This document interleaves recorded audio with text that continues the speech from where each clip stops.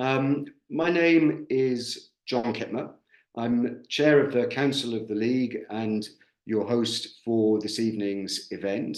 I'm delighted to be joined here tonight by Professor Arlene Holmes-Henderson, who I'm going to introduce properly in a few minutes, but welcome, Arlene. Just say hello so that the camera reaches you. Hi, good evening, everyone. Excellent. Really nice to have you with us.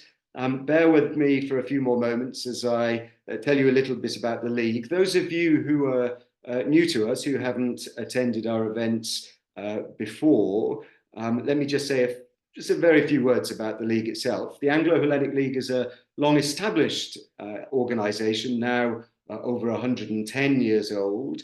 We have the mission of fostering friendship and understanding between Brits and Greeks. We raise money for charitable causes, both in the UK and in Greece, and we put on cultural events, mostly in London, but more occasionally in Greece or as now online. In addition to tonight's events, we have two forthcoming events this autumn, and I just want to briefly tell you about those so that you know what's coming up. On the 7th of November at 6:30 in the evening in the Shaw Library of the LSE in London, and by live stream, because we'll do this as a hybrid event, we shall be holding an event jointly with the LSE's Hellenic Observatory to commemorate the anniversary of the fall of the Greek junta in 1974, and the events of the same year, the connected events of the same year on Cyprus. The event's entitled Britain, Cyprus and the Fall of the Greek Junta, and it's going to include testimony by a former British diplomat who was serving in Greece at the time, together with a panel discussion between three experts in the period. Entry for this is free, and we'll be posting details of how to register for it on our website shortly. Our website is very simple, www.anglo-hellenicleague.org. Our final event of the year is our annual event in Greece on the 9th of December at 6 o'clock local time, so 4 o'clock here in the UK, at the British School in Athens, and by live stream. This year's winner of the League's Runciman Award, Islam Issa, will be giving a talk entitled The Alexandrian Dream, about the work behind his winning book, Alexandria, the City That Changed the World. This is also a free event. Spaces are going to be limited in the British School itself. Information will be posted on the school's website and on ours sometime in November. So do keep an eye out for that. You will be able to watch live stream from here in the UK or indeed anywhere in the world on that evening, so that you get to hear Islam talking about Alexandria and the ideas behind his really fabulous book. Well, tonight we're joined by Professor Arlene Holmes-Henderson, who's going to talk to us about a subject which is very dear to my heart, the teaching of ancient Greek language and culture in UK schools. It has a great subtitle, which is about celebrating recent successes. I had the great pleasure of learning ancient Greek at school, a pleasure that was, even in the 1970s and 1980s, a very rare pleasure, and the intervening decades have been pretty tough. So it is really good to have Arlene here to tell us the facts about what's going on, and to be positive and upbeat, and to tell us about the successes. Arlene, as many of you will know, is Professor of Classics Education and Public Policy at Durham University, where she holds a British Academy Innovation Fellowship. She studied classics at Oxford, Harvard and Cambridge, qualified as a school teacher, taught in secondary schools for more than a decade before returning to the university world. She has a hugely impressive list of articles to her name, several very, very important books to her credit. Her latest book, Classics in Action, is due to be published, I think, in November, but Arlene will correct me if that's wrong. Arlene has agreed to take questions at the end, so please do type in your questions as the talk proceeds. If there's anything that requires an immediate answer, I shall attempt to deal with it, but otherwise I'll try and group them at the end. I've disabled chat because it's just a pain for organisers. So if you need to communicate with us, please do it through questions. Please pose lots of good questions. We will make time for them at the end. Arlene, it's a huge pleasure to have you with us. Thank you so much for doing this. The floor's yours. Thank you so much, John, for that really generous introduction. I'm just going to share my slides. Excellent. And I'm just going to get started because I've got lots of good news to share with you. And it's going to feel a bit like a whistle-stop tour of Greek language and culture education in UK schools. But I hope that you'll stick with me and that we'll be able to have a bit of a conversation at the end. This is about me sharing information with you, but also identifying what next. So where are the next steps? Where are some potential challenges on the horizon? And how can we, as a community of people interested in Greek language and culture education, feel ready for what might lie ahead? So just move to the next slide. Okay, policy triumph. At primary school level, young people aged 6 to 11 in England learn about Greek history and culture as part of the history curriculum. So almost all young people who attend state-maintained schools in England, 93% or more young people will, between the ages of 6 and 11, learn about the Greeks. In history, they'll do that in English. So they'll be learning about Greek culture, Greek society, who were the Greeks, what is the legacy of the Greeks. This is part of the history curriculum, which is set nationally and which all young people in state-maintained schools in England should have access to. Ancient Greek language, since 2014, has also appeared on the national curriculum as an option. So the languages curriculum for young people aged 6 to 11 says that young people can learn a modern language or an ancient language between the ages of 6 and 11. And since 2014, actually written into the languages curriculum have been Latin and ancient Greek. So teachers and school leaders have got full policy support if they want to teach ancient Greek to young people aged 6 to 11 on the curriculum. This is something which the government says is suitable to study as a language at those ages. Do they have to learn a modern language? No, they can teach an ancient language instead of a modern language. So in terms of widening access to the study of ancient Greek language in primary schools, the inclusion of ancient Greek on the languages curriculum since 2014 has been a game changer. This is a policy triumph that we should be celebrating. This is an extract from the languages curriculum document, and you'll see teaching may be of any modern or ancient foreign language. And it goes into a bit more detail. If an ancient language is chosen, the focus will be to provide a linguistic foundation for reading comprehension and an appreciation of classical civilization. Pupils studying ancient languages may take part in simple oral exchanges. They don't have to. It's not compulsory. They don't have to speak ancient Greek, but they can. Simple oral exchanges, simple conversations in ancient Greek if they want to, while discussion of what they read will be conducted in English.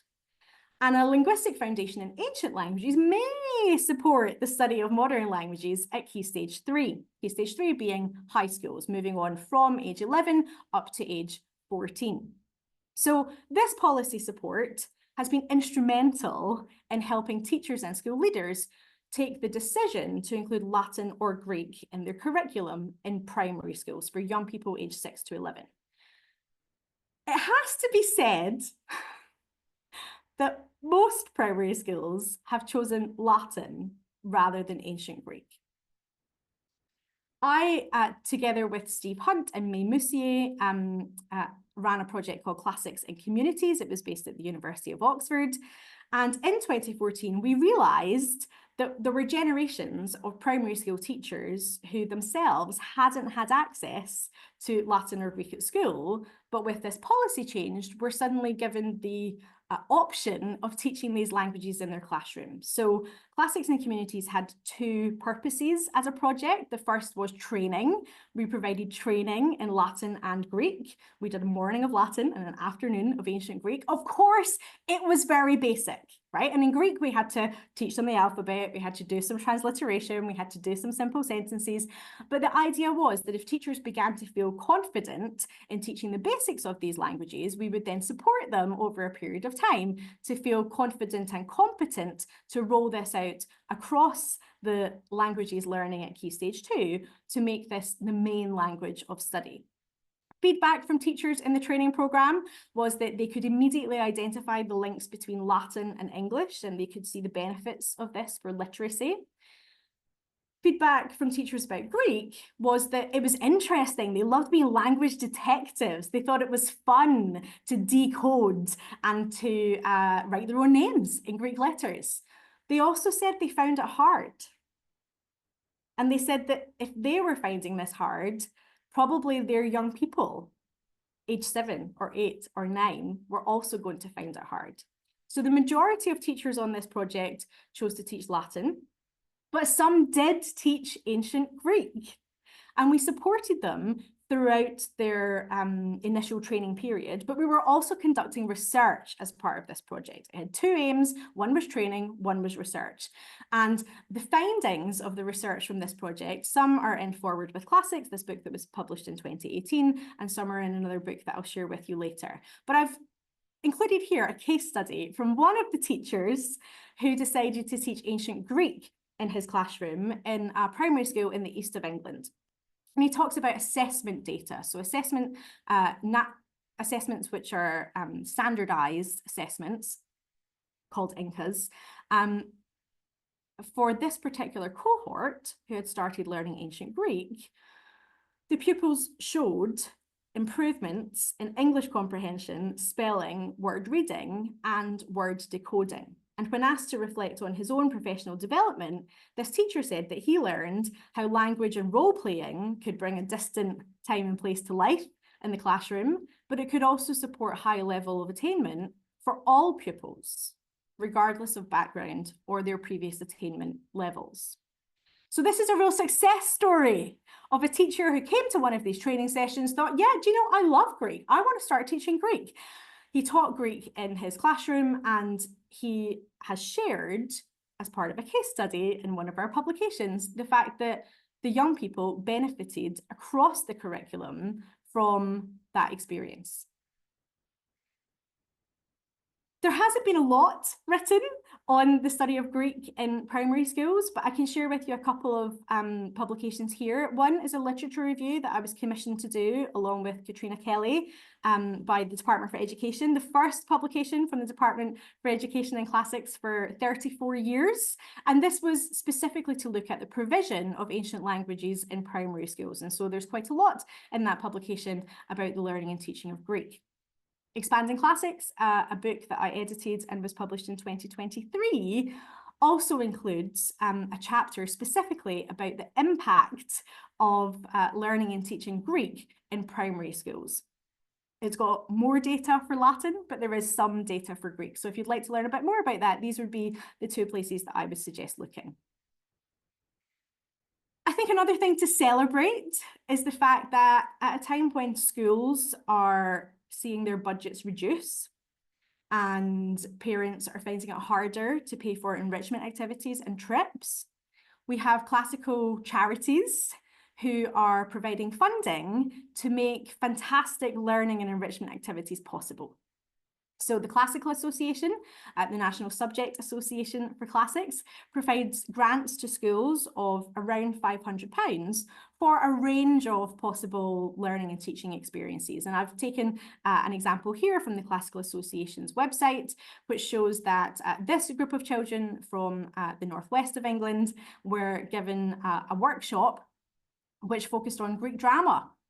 And it sparked curiosity, it enhanced the children's engagement with history, they developed empathy and critical thinking, it was dynamic, inclusive, and they appreciated the rich tapestry of ancient Greek culture. This wouldn't have been possible without this funding from the Classical Association, but it is possible for schools who know about the funds that exist and who apply for the support. So a request that I would make to all of you is that you spread the word that primary schools and secondary schools who are looking for some support for activities which have a Greek element to them, or in the case of the Classical Association, also a Roman element to them, this support is there, and I would love to see a more diverse range of schools apply for these grants. You've probably heard of the organisation, the Actors of Dionysus. This is another organisation that goes into schools and runs workshops to bring aspects of the Greek world to life. And during COVID, they did a fantastic job on social media to represent the breadth and depth of ancient Greek literature. And Actors of Dionysus have found their own funding to be able to go into schools and run workshops for free, both in the primary sector and the secondary sector. And as you can see here, it's very kinesthetic. They bring lots of bubbles and props and focus on storytelling to really engage the young people. Again, if schools know that these opportunities are available and that they link directly to the learning and teaching of the Greeks in Key Stage 2 history, then these opportunities become available for the young people. But if people don't know that they exist, then of course the schools aren't able to offer this opportunity. So again, I would ask you simply to raise the profile of the fact that workshops are available, and the feedback has been fantastic. Thinking about Greek language in the primary sector, we're seeing a range of resources being used to give young people their first introduction to Greek letters, Greek words, Greek sentences, Greek stories. And so you'll see the picture on the left is Gorilla Greek and its author Anne Wright, a classics teacher with the gorilla itself. And this is, learning about what the gorilla does, but in Greek on various pages. And then on the other side, a publication which is made freely accessible thanks to funding from Classics for All. Can you help Basil solve the mystery letter from his ancestors? It's all about being a detective, cracking the code and using Greek to do that. The fact that it's freely accessible and that schools can use it for young people aged 9 to 12, and I've seen it used for younger young people than that. I've also seen it used with older pupils up to the age of 14 or 15, I think is a real innovation, which is changing the landscape of what is possible in terms of teaching Greek language in schools. But we also know that digital resources are very popular for teaching Greek language. And Mega Greek is a course which was initially developed in collaboration with Classics for All and is still available with funding from Classics for All. And it is all online. It's all digital. Teachers have access to support materials online. There are PowerPoint resources that they can use in lessons. So teachers don't have to be specialists in Greek to be able to use the Mega Greek resources. And it's a combination of both language and culture. And the feedback from this course has been really positive. I would here also mention Vocabulous. Vocabulous is a new EdTech platform which seeks to teach English literacy by teaching Greek and Latin root words. It's gamified. So the idea is that you complete various challenges and then you win a badge. So you'll see here the Poseidon badge, but there's also the Apollo badge and the Artemis badge. And it has been used very effectively in a range of primary schools, particularly in socioeconomically disadvantaged areas, particularly in the north of England. And I know that because I conducted the research trial.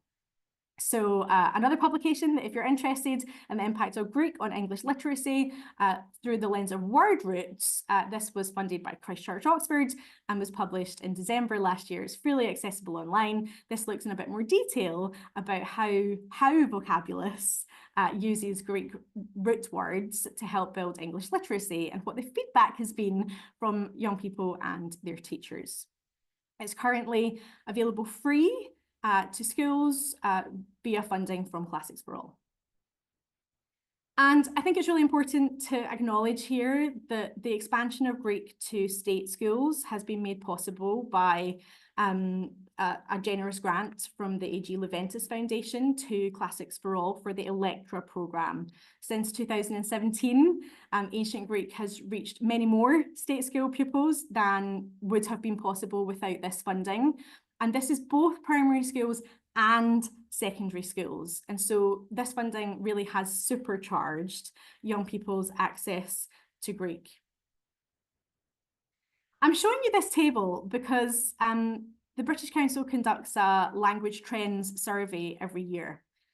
And I sit on the advisory board of this survey and have campaigned for a long time that we need better representation of ancient languages. For a long time, for many years, it was only modern languages. So schools are asked to complete a return.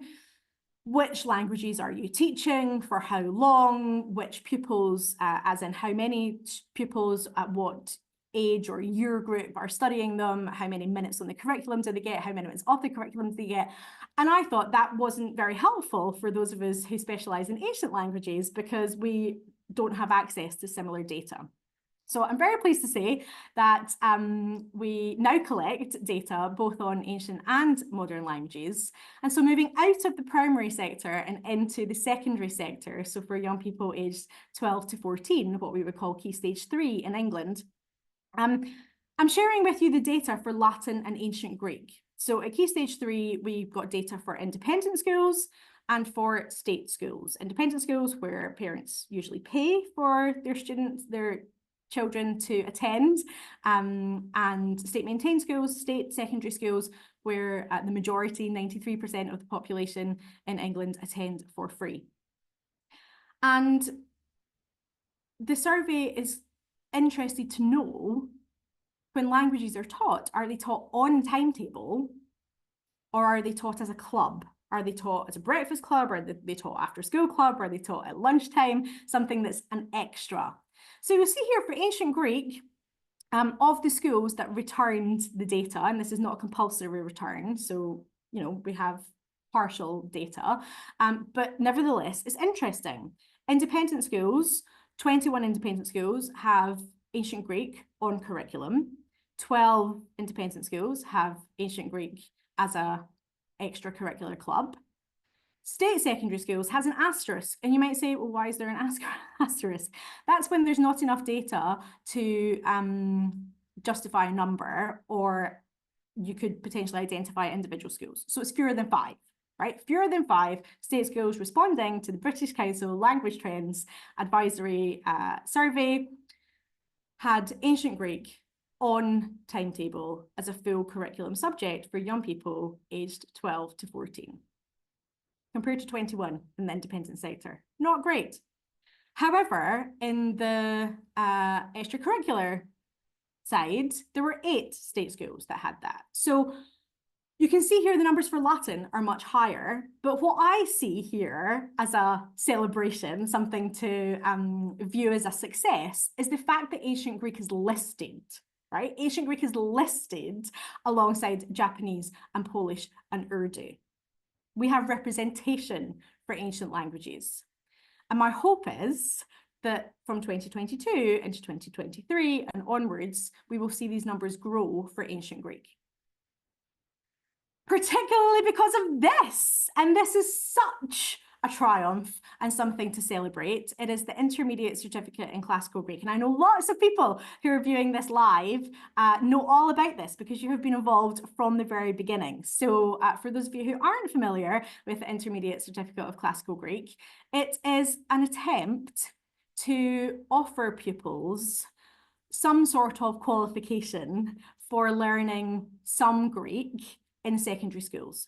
So for many secondary schools, getting to GCSE level, getting to the qualification that young people usually sit age 16, is very difficult if you're teaching in a club setting. There's just not enough minutes available to cover the whole syllabus. So the ICCG is designed to cover approximately half a GCSE, but still give those young people a qualification that marks the fact that they have learned Ancient Greek and that they can use this and talk about it on applications that they might make to university or to other schools or for employment or whatever, right? It gives them evidence that they have learned Greek. They might not have got the whole GCSE, but they have done half a GCSE.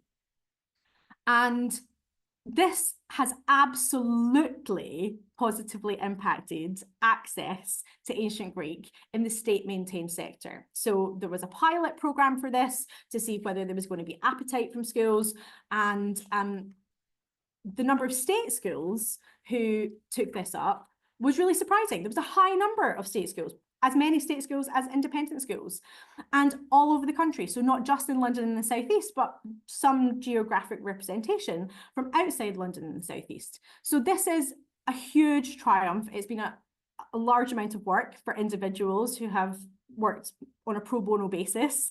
It has been funded largely by the Classical Association and Classics for All. It has been endorsed by a number of universities that teach classics.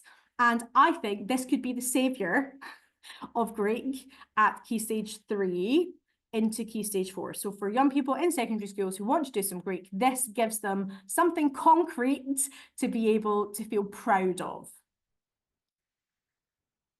Classics for All have been absolutely vital in all of this work, and I'm sharing here a map of their the regions in which they work. These are their kind of regional hubs, and this shows the number of schools that they've worked with. Now, today I got an email with their most recent impact report. So this is not the most recent impact map. This is the second most recent impact map, but it gives you a sense of the number of primary and secondary schools that Classics for All has worked with.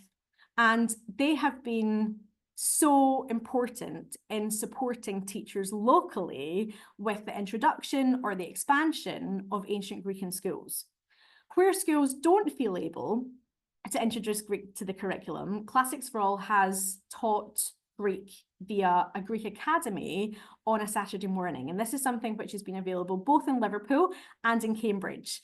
And the young people who have gone through the full GCSE course in both Liverpool and in Cambridge have scored fantastic results in their GCSEs in 2024. And you can read more about this on the Classics for All website, and you can watch a video about the programme in Cambridge. I think this is something that we should celebrate. I think the move to offering an online AS level in Greek for these students who want to progress is something which is filling a gap, but it doesn't solve the problem. Ultimately, we want to equip schools to feel capable and confident to offer Greek, to see Greek as something which is valuable and important.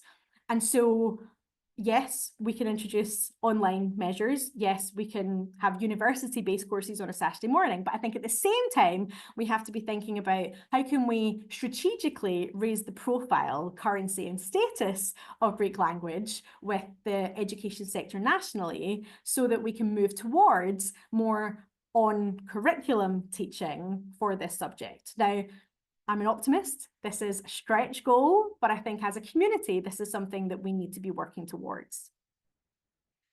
So this is the reality check. This graph demonstrates the numbers taking classical subjects at GCSE. So this is the qualification that young people choose to do, usually age 16, but it is possible to take them earlier or later. And this is over the last 20 years. So there are different colors, and Greek is in grey. So the reality check here is that despite all of these efforts that I've been talking about, despite all of the hard work from numerous classical charities and from individuals and from teachers who are working day in, day out to inspire and enthuse young people, we're not seeing an increase in the number of young people sitting GCSE Greek. If anything, we're seeing a slight decline.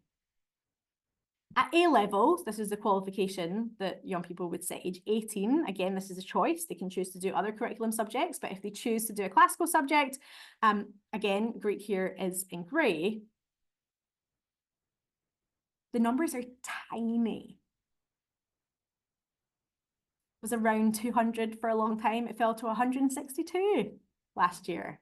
162 people nationally sitting A-level Greek, when presentations in English and in maths are in the 100,000s. So there's work still to be done in terms of widening access to the study, particularly of Greek language. As you'll see from this map, the picture is much more positive for classical civilization and ancient history.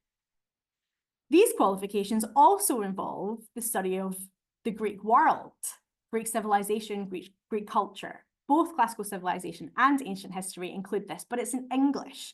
And these qualifications, as you'll see from this map, are growing. Classical civilization in particular is growing very significantly. So we can celebrate the growth of classical civilization and ancient history, but we have to be realistic that the number of people nationally who are sitting A-level in classical Greek is very low. So I thought you might be interested to see where the centres are that offer qualifications in Greek. I've dropped the pins on the map. There's no data for Wales and Northern Ireland because data is collected slightly differently in those areas, but there are a couple of centres.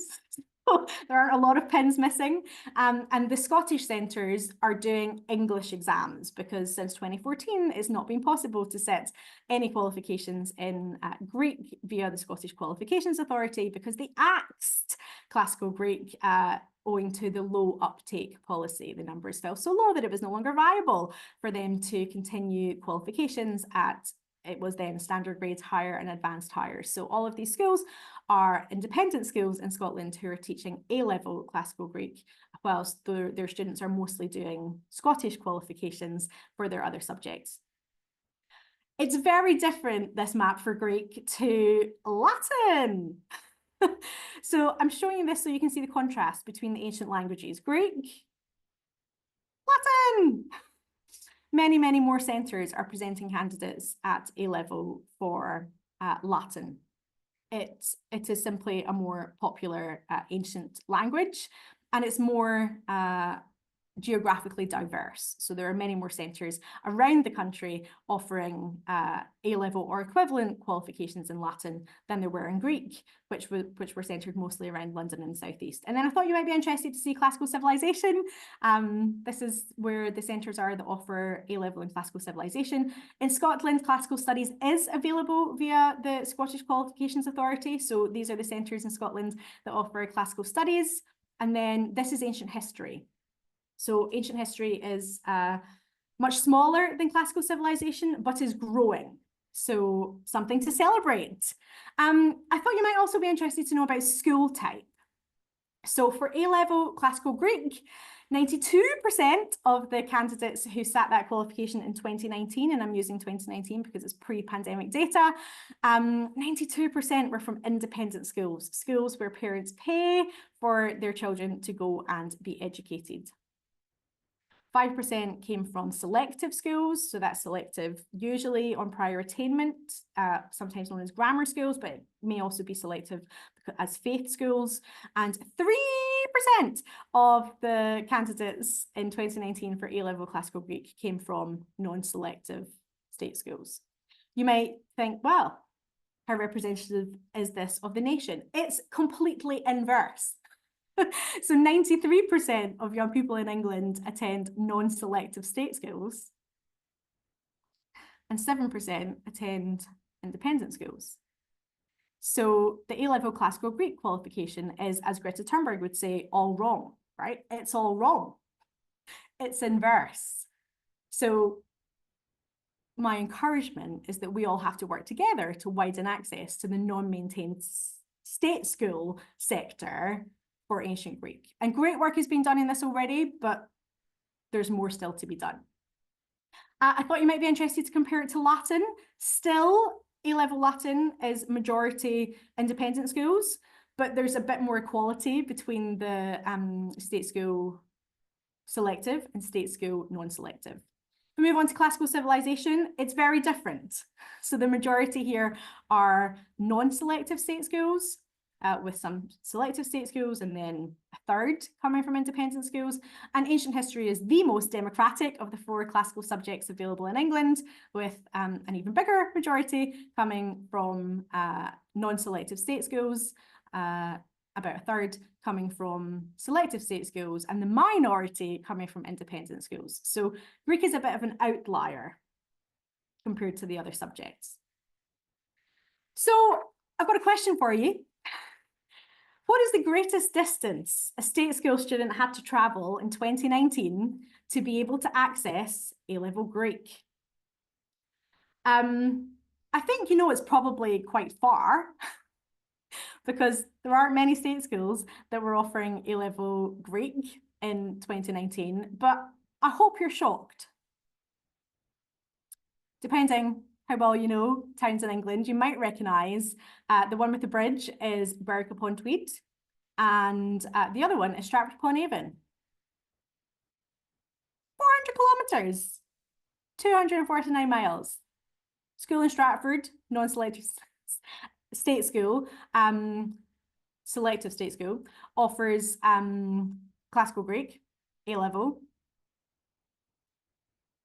If a student in Berwick-upon-Tweed wanted to do that qualification, they would have to travel 249 miles, which is completely ludicrous, right? It can't be done. It's not possible. But this gives you an insight, I hope, into the geographic disparity in access to the subject and the fact that there is much more access in the Midlands, and particularly London and the southeast of England compared to the north of England. And this is a graph from a publication that I'll tell you a bit more about later that takes an average of all 4 classical subjects. So this is not just Greek, this is taking into account Greek, Latin, classical civilization, and ancient history. Where is the greatest classics poverty? Share of state schools offering classical subjects by region. You'll see that young people who live in London and South Central England and young people who live in South East England and South London, they have a much better chance of being able to access a classical subject, including Greek, than young people in East Midlands and the Humber and the West Midlands and Lancashire and West Yorkshire and the north of England. It is not a level playing field when it comes to Greek language and culture education across the country. And that graph is from this article, which I co-authored with Steve Hunt, which talks about A-level classics poverty. So if you're interested to find out a bit more about where are the regions of classics poverty and some of our recommendations about how we could level up in terms of access to classics, you'll find it in that freely accessible online article. But this is about celebrating successes. So I do want to spend a bit of time thinking about Greek culture education, and one of the projects that I've been working on since 2017 is called Advocating Classics Education, and it has a really simple mission. It's about widening access to classical civilization and ancient history for everyone. So this is the study of non-linguistic classics with Greek history and culture at its heart. This project has engaged with schools across the country, and these dropped pins represent the locations where we've worked, and you'll see that we've worked in Wales and in Northern Ireland and across Scotland and particularly in England. And that's because we've worked with a range of project partners. So we realised, when I say we, myself and Professor Edith Hall, my colleague, we realised that this wasn't something that the two of us could do alone. We had to work in partnership with a range of committed colleagues at other universities. So it was originally based at King's College London, but has moved to Durham University, as both Edith and I have moved to Durham University. And you'll see on this screen all of the university partners who have hosted events to raise the profile, currency, and status of classical civilization and ancient history, who have worked in their regions with school leaders, with teachers, with local policymakers, to find ways to improve the public perception of classics in their region, but crucially, to get classics into more schools, particularly via classical civilization and ancient history at GCSE and at A-level. And this has involved working not just with universities, but also with patrons of the project. So Natalie Haynes is one of our patrons. and she accompanied us to one of our public events that was hosted by Queen's University Belfast, our partner, at the Ulster Museum. And we did a BBC breakfast show so that people who were heading to work in the morning in Belfast could listen to a journalist talking to Natalie and to Edith and to our local partners at Queen's University Belfast about the day that we were running for young people across Northern Ireland, about what classics is and how they could get excited about it, how they could be enthused about it, and how their teachers could think about ways that they could develop it into the world around us, part of the Northern Ireland curriculum. This was super successful, as were many of our other public events, and it led to a follow-on funding project. I should say the original project was funded by the Arts and Humanities Research Council. We had £250,000. And then in 2020, we were awarded £100,000, again by the Arts and Humanities Research Council, to work in partnership with museums, to join the dots between museums, teachers, and exam boards. And so as part of this project, we did 3 things. We worked with the Cambridge Museum of Classical Archaeology on a project called Statue. We provided OCR with copyright-free translations of the Bacchae, Frogs, and Oedipus Rex to improve the quality of the literature that young people were reading as part of the Greek drama module for A-level classical civilization. And we also worked on some digital source books in collaboration with the Liverpool World Museum, again for A-level classical civilization. And so the Statue project was all about helping young people, both in primary and secondary schools, to explore really contemporary issues like fat shaming, fat phobia, how we understand our bodies, how we comment on our bodies, other people's bodies, the idea of perfection, but using the cast collection in the Cambridge Museum of Classical Archaeology. This was initially arranged as a training session for teachers, both in person but also online, owing to the COVID restrictions. And the feedback was great.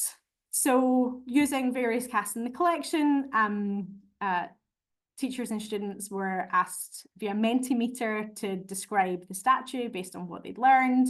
How was the session for you? Marvelous. You gotta love those young people and their wit.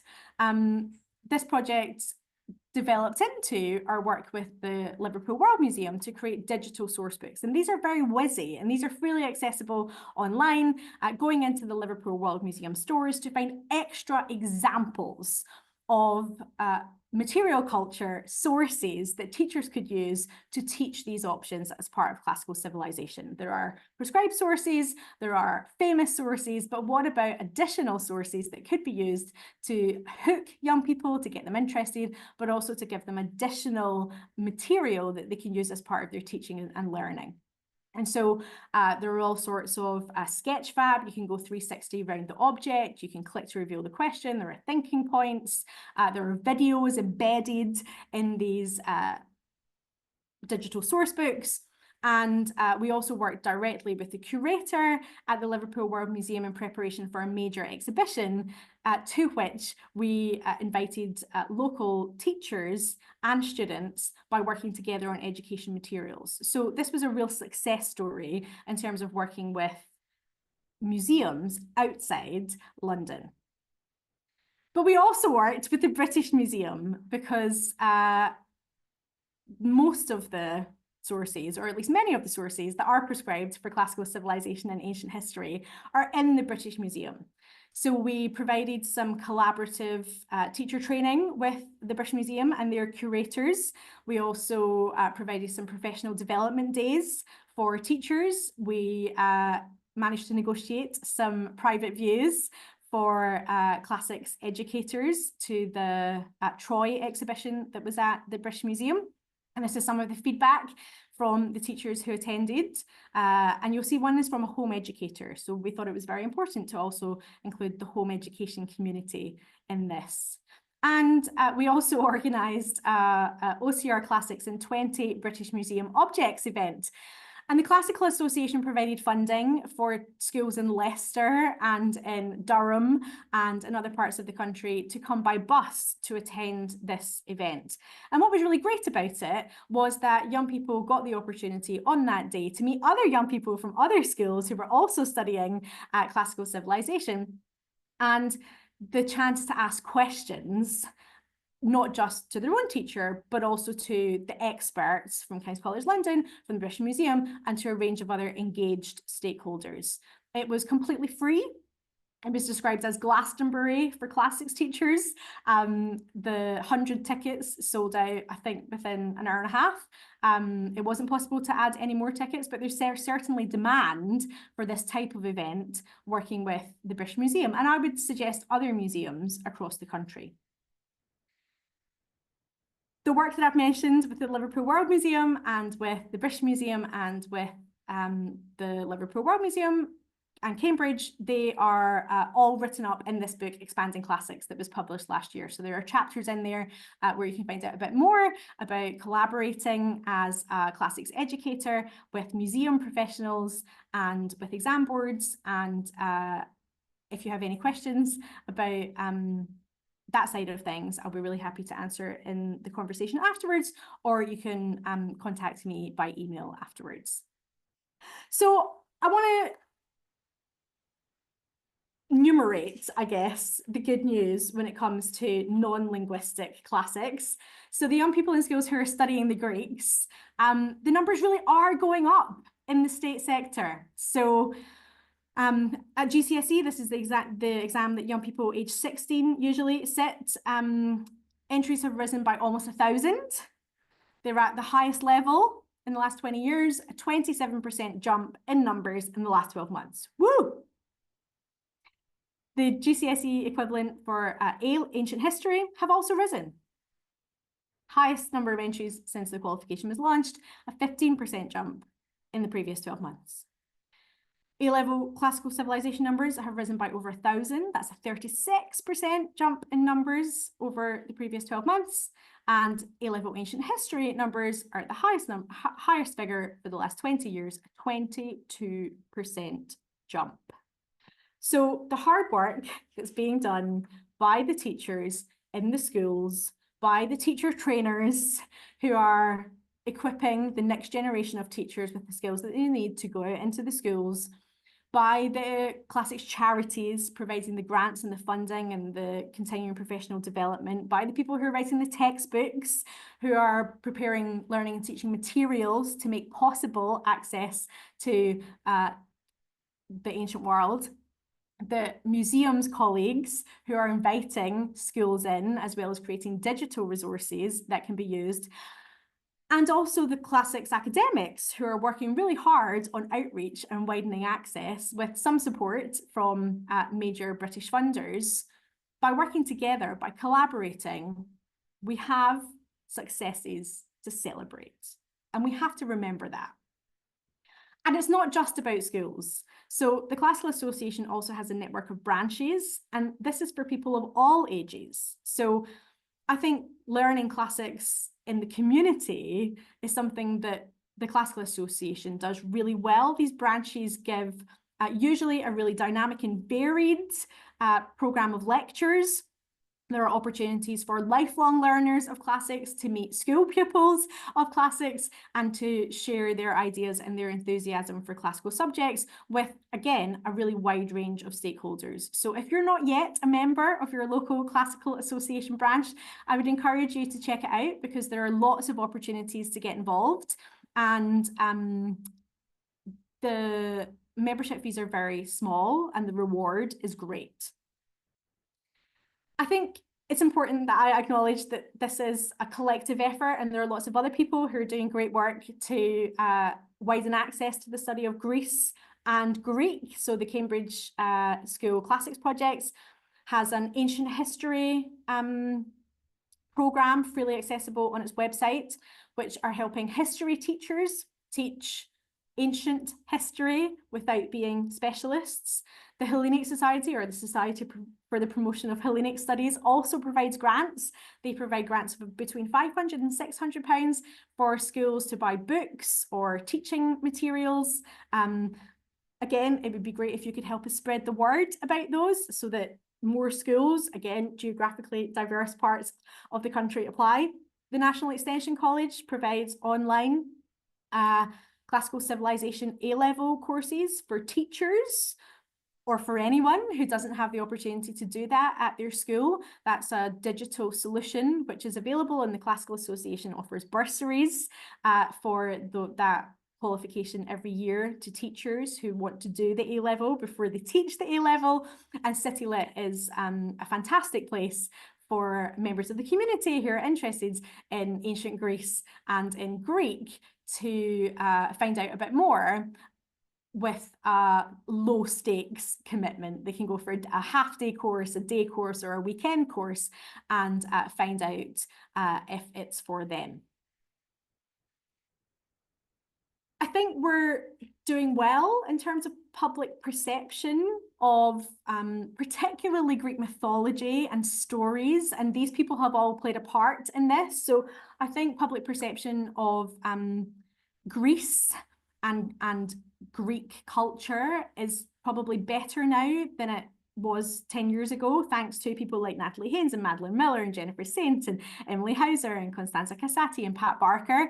Their popular novels, I think, are having an impact. I've got a PhD student who is researching the impact of these novels, particularly in education and the uptake of classical civilization and ancient history in schools. But it would be fantastic if we could find a way to collaborate more with the authors of these books as an education community so that we are optimizing the reach. The Classical Association has a teaching board, and I'm not sure how many people who don't work in education know about this. So I wanted to just, I guess, reassure some people that there is joined up thinking. So the Classical Association Teaching Board has representatives from school teaching, from the exam sector, from the teacher training sector, from the charity sector and academics who get together 3 times a year, possibly 4 times a year, and talk about what is currently going well in terms of classics education, broadly defined, all 4 qualification subjects, but where are the challenges? And if we are thinking ahead to qualification reform, what might we want to change? So there are currently subject advisory teams for classical civilization, for ancient history, and for Latin and Greek, who are working with the classics teaching community, feeding back to the wider Classical Association Teaching Board, and collectively representing what could come next for the learning and teaching of classics in schools. It's not perfect, but again, it's much better than we had 5 or 10 years ago in terms of optimizing the efficiency of communication and making sure that everybody is kept up to date with what is happening, for example, in the charity sector with their programs and initiatives, and in the university sector with their expectations for undergraduates. I have a book coming out with Edith. It will be next year, and this researches the history of classical civilization and ancient history in British secondary education, current practice, and also thinks forwards to the future. Where did these qualifications come from, but what do they equip young people with today? We hope that this will be a manifesto for the study of ancient Greece and for Greek. And we hope that head teachers and school leaders and policymakers will read this book and will realise that access to a broad and balanced curriculum is something that they should champion, and that there is a place on their curriculum for these subjects. I'm an optimist, and I promised you celebrations of successes, but I'm also pragmatic. I'm also a realist. I was for 12 years a high school teacher, so I like to foresee possible challenges and feel that we are practically equipped to deal with them if and when they happen. So I have combined here the challenges that I see ahead in terms of Greek language and culture education. You might know that the Labour government have just launched a curriculum and assessment review. This is a very wide curriculum and assessment review. There's an open consultation currently that has 53 questions. And it's not clear currently whether GCSE exams will exist in future, whether they might be replaced with what, we're not entirely sure.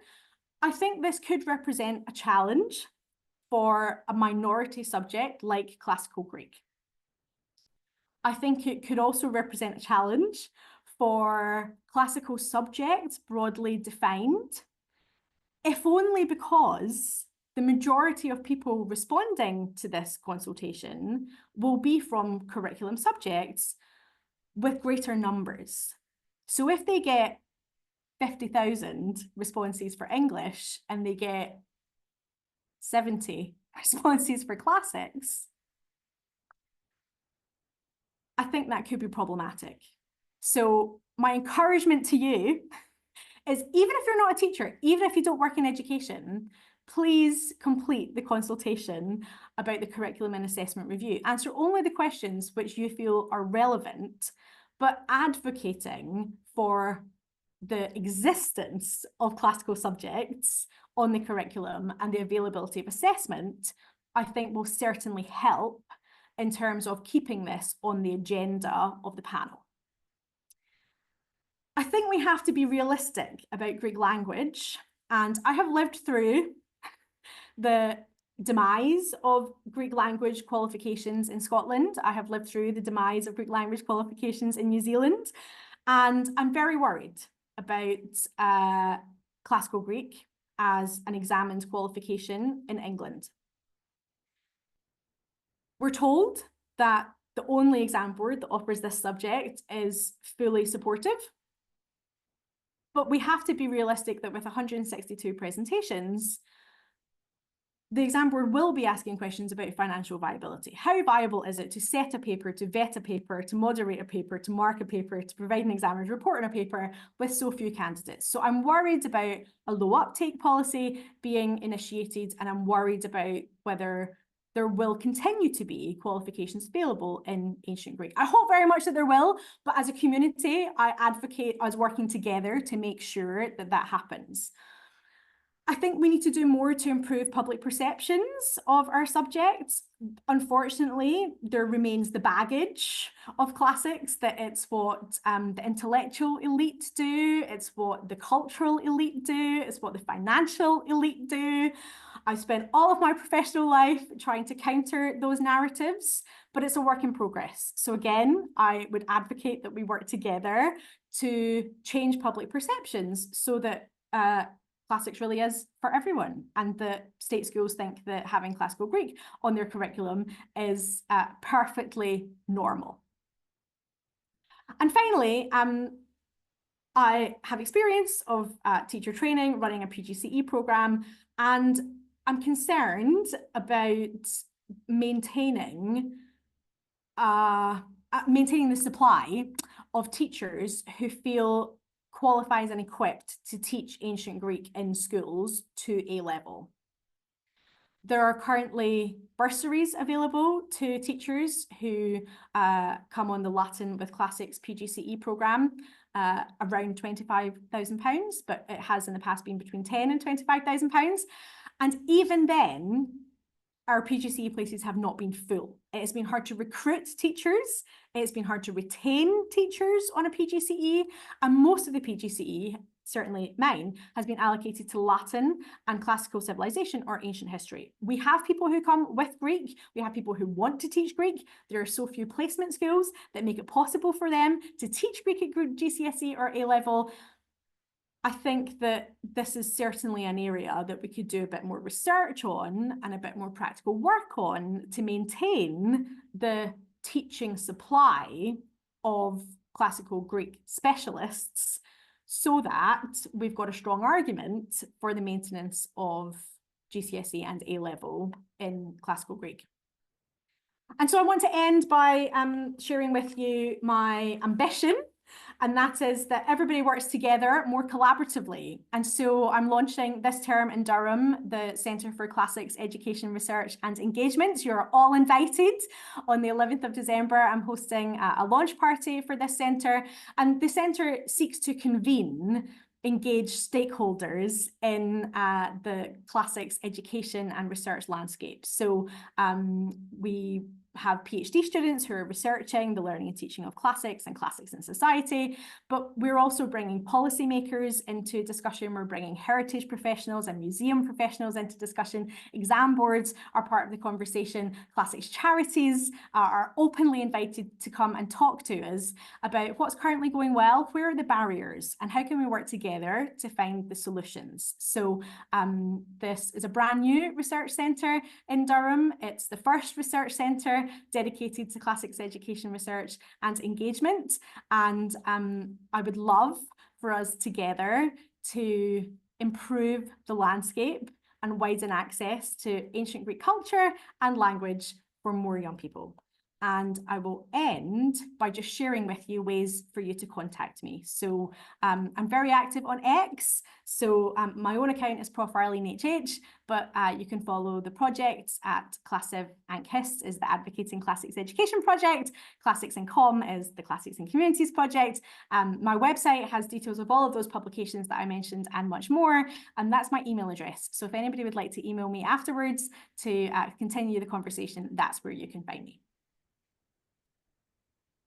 Arlene, thank you so much. That was absolutely fantastic. In fact, it was exhilarating. It wasn't just a celebration, it was an exhilarating celebration of a huge amount of achievement, which many of us may very well have known nothing about. So thank you for telling us the story in a way which was both really positive and gave us some sense that there are lots of things lots of celebratory things that we can latch on to, but also tempered with some realism about the challenges that we have. And I particularly liked your slide telling us at the end what the immediate challenges are that we need as a community of interested people to try to respond to.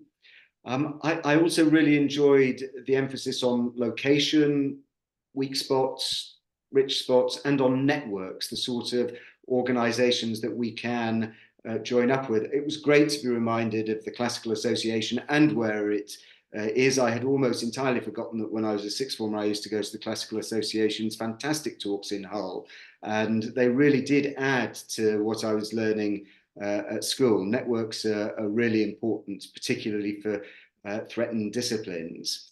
We haven't yet got any Q&A queues coming in for A's, so please do send questions forward. I have a whole, as Arlene knows, because we were chatting for half an hour before we started, I can fill half an hour myself with Arlene if necessary, but it really is for the audience. So please do send us questions. But I thought we might start, Arlene, by thinking a little bit about the national picture and particularly about the alliances of interest and similarity that exist at national level.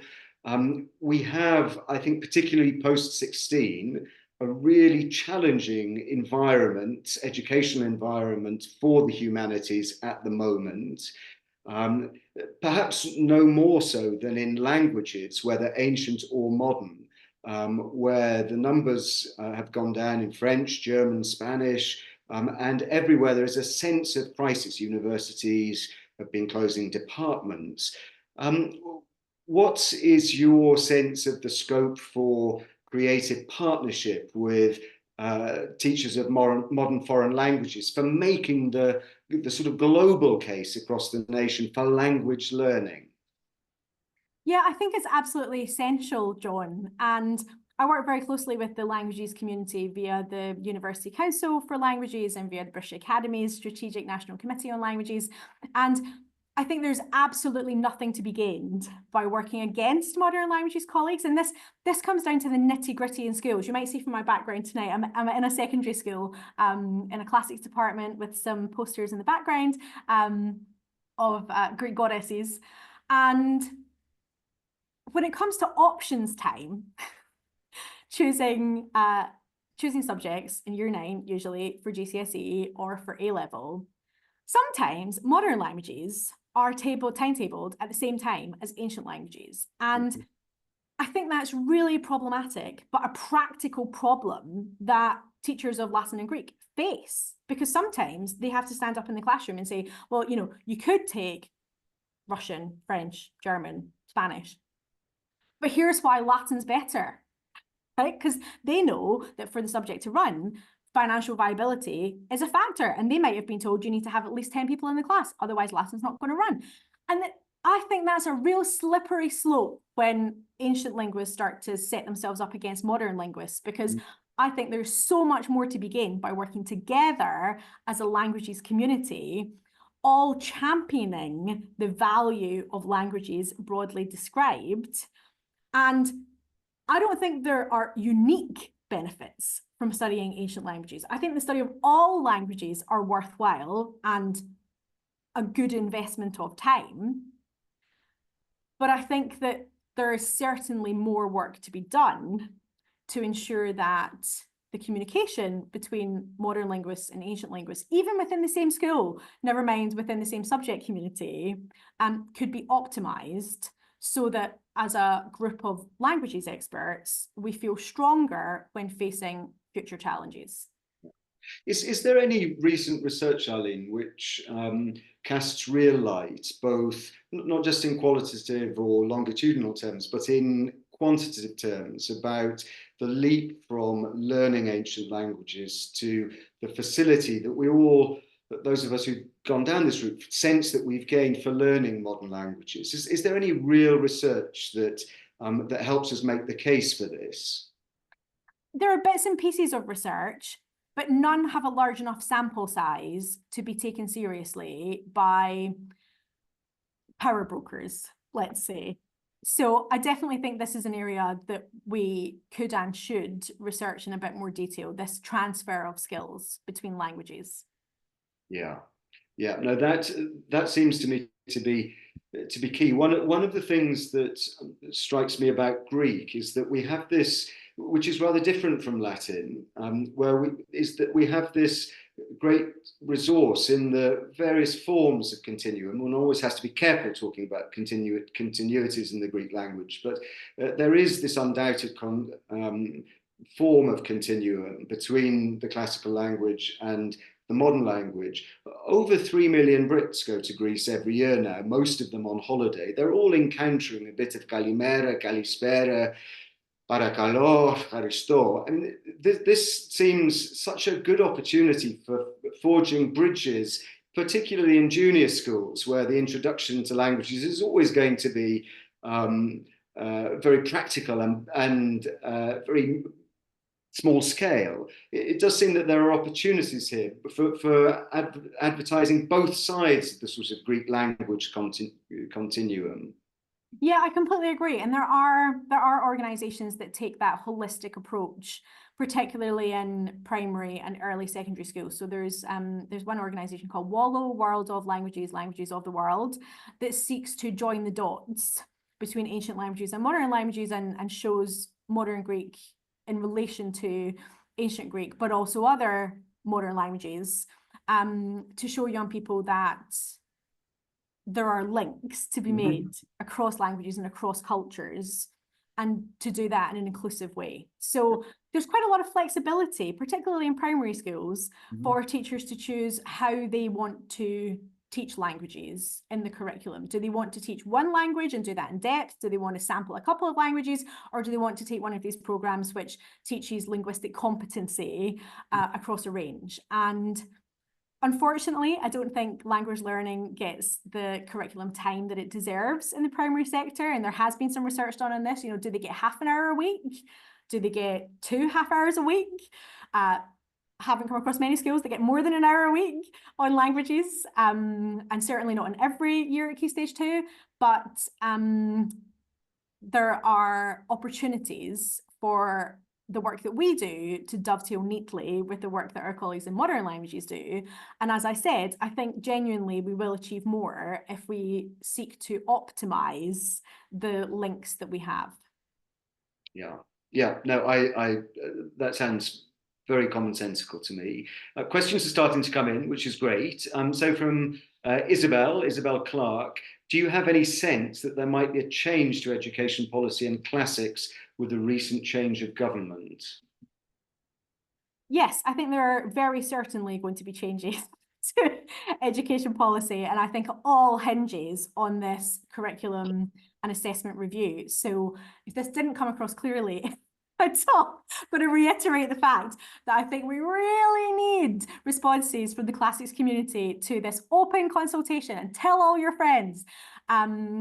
Because to some extent it is a quantity response issue, but it is also, if you can justify, if you can make the case why you have particularly benefited from learning these languages and why you think they deserve a place in the curriculum, it will be very difficult for them to ignore a large number of responses which say that. So I definitely think there will be changes. Could there be positive changes?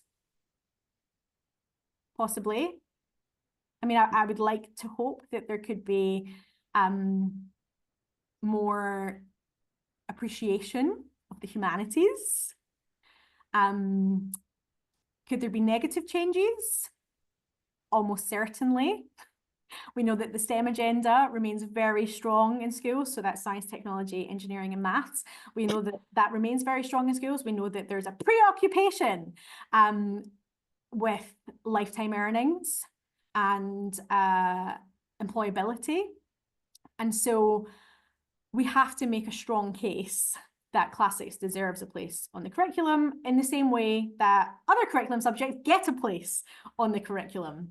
A kind of urgent issue, I suppose, is that the last government invested £4 million in the Latin Excellence Programme. So this was to widen access to the study of Latin and classics outside London and the South East for around 40, maybe up to 50 at state schools for young people aged 12 to 16. That programme is now in its third year. Its funding could be pulled at any time with 6 months notice. It's due to run for another couple of years. But it will be interesting to see under the new government whether that project gets boost funding the same way that the Mandarin Excellence Programme did. It started with a small amount of funding and then got £16.4 million after a successful pilot. Will the Latin Excellence Programme get boost funding? That is a potential change, I guess, to classics and national educational investment that I think it's too early to predict. Mm-hmm. But just to clarify, your expectation is that this government exercise is going to be genuinely open. So it's not a consultation closed to school bodies and school voices. It's an open consultation that those of us who have an interest ought to be able to pick up and respond to. Yes, absolutely. And although there are 53 questions, you don't have to answer them all. You are perfectly able to skip the questions which don't apply. Fantastic. That's really helpful. Thank you. Good question here from Maggie Elder, who's a long-standing member of the League.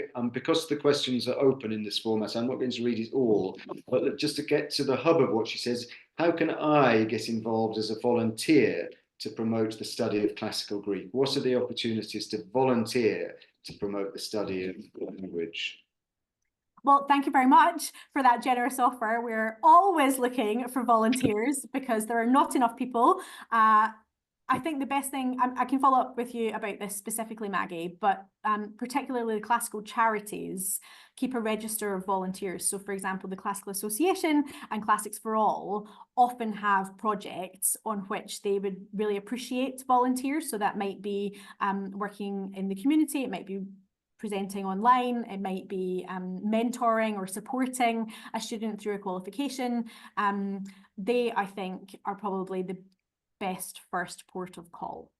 And of course, the Durham Centre for Classics Education and Classics Education Research and Engagements will be very pleased to work with you going forward. Great. So a question that I was going to hurl at you, is also being asked in a slightly different way by Konstantinos Daglis. So I'll merge my question with his. He says, as technology advances, real-time two-way communication between different languages becomes a reality. Do you think interest in learning languages in general will decline? How would you pitch learning ancient languages to a student born in 2050? Could you also look at a student studying or making choices now? So think about the future, but also think about the now. And then the second element of this is parents. Parents, in my experience, are obsessed about the need for their kids to be employable at the end of their education experience, whether it ends at 16, 18, or 21. How do you pitch language learning? Yeah, I think this is a really interesting question. And I can see from the attendees that there are a number of people here who do this day in, day out, who think about the marketing of subjects to young people in schools, but also to people at universities. And fundamentally, there has to be some enjoyment. So I think first and foremost, of course, you can make arguments about critical thinking. You can make arguments about precision, about rigor of thought, right? Yes, all of those things can be justified. But I think we lose a lot by not acknowledging that learning should be fun, learning should be enjoyable, and it should be fulfilling. So I don't think that learning ancient Greek should be compulsory, but I think everybody should be given the option to try it out. And if they find it interesting, fulfilling, fun, enjoyable, then they should be given the opportunity to progress that learning to the level that feels right for them. And it might be the intermediate certificate of classical Greek. They might be done in a year or a couple of years, a kind of half GCSE, and that's perfect for some people. But for other people, they might want to go on and do a degree in it and make it their life's purpose. But I think fundamentally, people decide themselves what the motivation is for studying something which is currently niche. But I guess my ambition is that ancient Greek stops being seen as niche in the way that I feel genuinely excited that classical civilization is becoming not very niche. It's actually becoming quite mainstream. You can talk to young people, to teachers, to school leaders, and because the numbers are rising so rapidly and in such large numbers, people have heard of it. It's a thing. It's quite a normal subject that you can study. And when you apply to university, they've heard of A-level classical civilization. Wouldn't it be great if we could get to the point where ancient Greek isn't seen as niche or specialized or, let's be frank, some people think it's a bit weird. Would it be great if we get to the point where it's seen as a standard curriculum offering that people choose in the same way that they choose maths, or in the same way that they choose history, or in the same way that they choose a modern language? Yeah, great answer. Thank you. Thank you for that.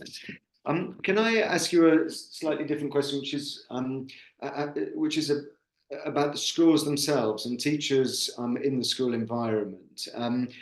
We do have, or will have, I guess, when we post this to our YouTube channel, people listening to this from the school sector who are precisely facing the challenge of wanting to introduce some level of ancient Greek, classical Greek into their school, but of course having to persuade a head teacher, maybe a head of language department or a head of humanities department, maybe a body of governors, to make time for Greek, either as a curriculum or as a co-curricular activity. What sort of arguments from the experience that you've been collating and distilling, what sort of arguments gain traction? I mean, how should you go about making the case as a school teacher to get your elbows out and get some Greek into the school?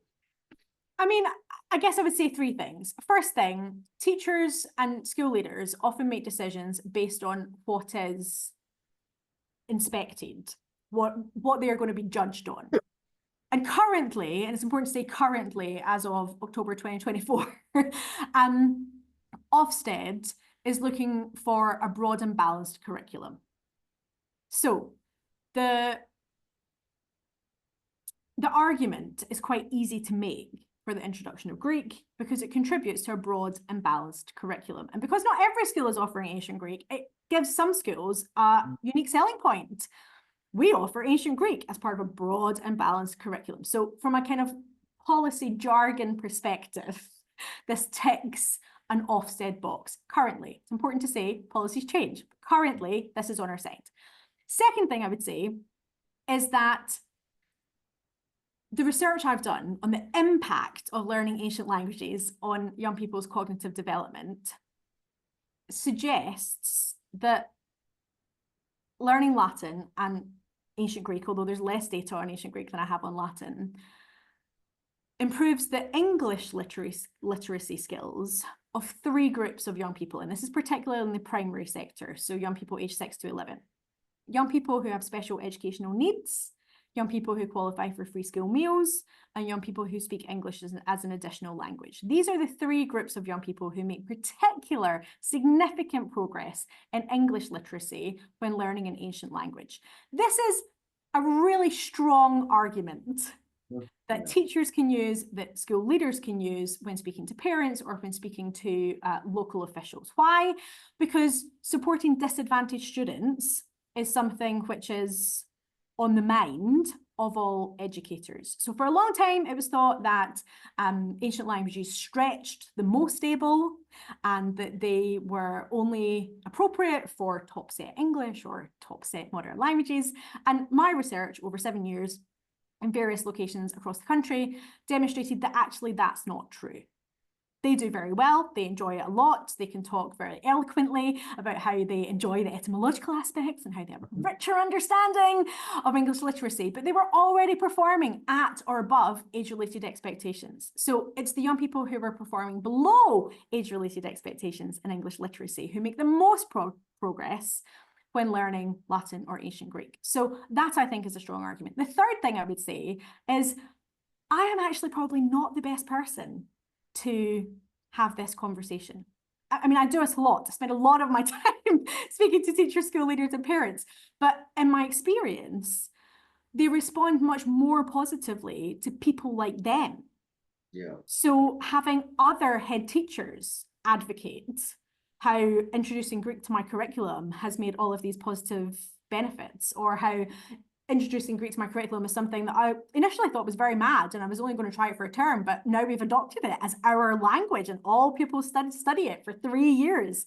And that, I think, is so much more powerful coming from a head teacher to a head teacher, coming from a school teacher who previously had no experience of Latin or Greek, who did the training and who have upskilled as a non-specialist and now feel 1/2 page ahead of the pupils, but are enjoying it and have a new lease of their professional life because they feel like a learner and they find it enriching and they're excited by the words that they now understand differently as a result of this experience. Having them talk to other teachers, I think, is the value of the case studies that Classics for All and the Classical Association and the work that I've done with Department for Education. Those case studies, I think, offer the best arguments. Yeah, I was really taken by the study that you referred to of the junior school teacher who'd introduced some ancient Greek into the classroom and had got a range of positive results out of it that rather surprised him. I thought that was really fantastic. And it is, as you say, just the sort of evidence that is most likely to have traction among other teachers and decision makers within schools themselves. Yeah, so I think being aware that actually elevating the voices of the people doing the work in the schools is really important, and we have to make space for their voices because they're the experts. And whilst I research the learning and teaching of classics, I'm not currently the person at the front of the classroom with the 10-year-olds teaching the ancient Greek language or the ancient Greek culture, and so I have to listen to them. Yeah, fantastic.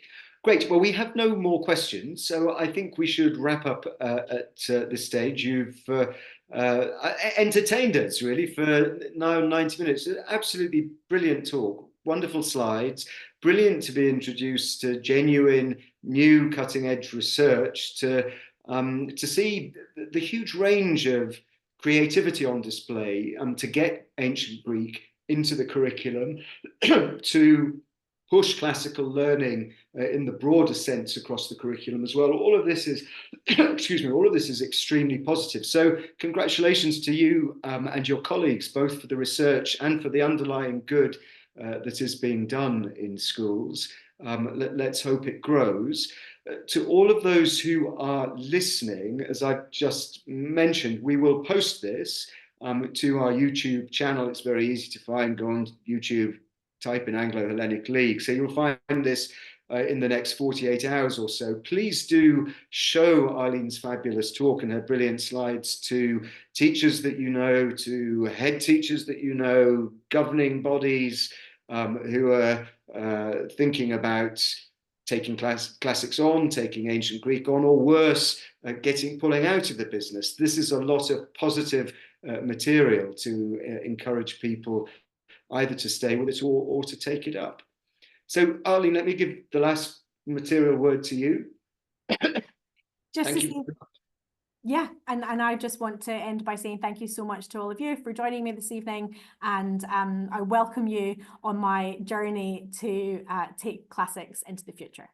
Fantastic. Thank you, Arlene. Thank you, everyone, for joining us and listening. Please keep looking at our website for our events coming forward to the end of October, and have a great night. Thank you all. Bye-bye.